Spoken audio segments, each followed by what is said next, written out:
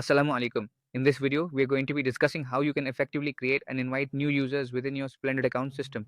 To invite a user, first we will click on the setup option. Next, from the displayed list, we will proceed to click on users. And finally, to complete the process, we will click on invite. Here, if the user happens to be a regular user, then they will select regular user. If they are an order booker user, they will then select order booker. I have already gone ahead and selected regular user. To invite this particular user, we will add their email address. If you wish, you can certainly use that email address of your company that you have already created. Or if you prefer that the user themselves provides an email address, then whatever email address they tell you, you can simply add it right here.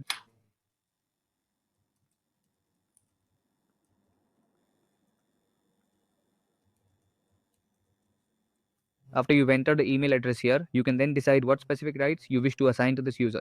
For instance, if you want them to be a sales manager or a sales assistant, you'll simply check those respective boxes.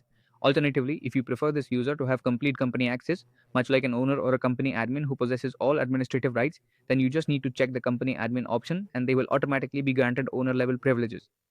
After placing a check mark here and then clicking on the invite button, an invitation will be sent to the user. The user's email address will then appear here.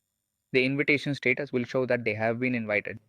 The user will receive an invitation at the email address. From there, after accepting the invitation, they will proceed to sign up for their account. They will then add all their necessary details, including their contact number and username.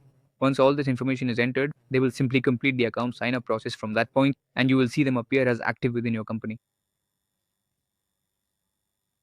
Besides this, if you wish to modify the user's rights or permissions at a later stage, you can simply click on Rules right here.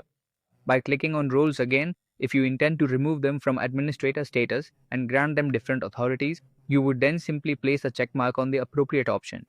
The simple user will then no longer possess all the privileges they previously received as a company admin. An unauthorized message will be displayed if they attempt to access any other documents.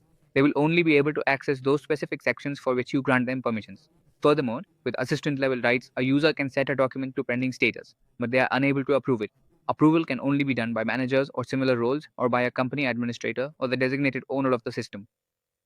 Once you come here, after checking the box and saving it, the roles you have set for the user will be applied.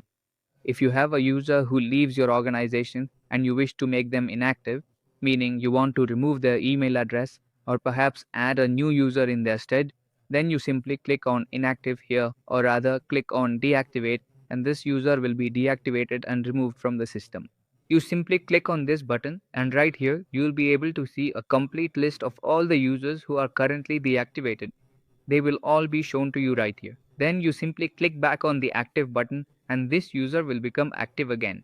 They will then start seeing your company's information when they log in using their email and password. In this video, we have discussed how you can add a new user within Splendid Accounts.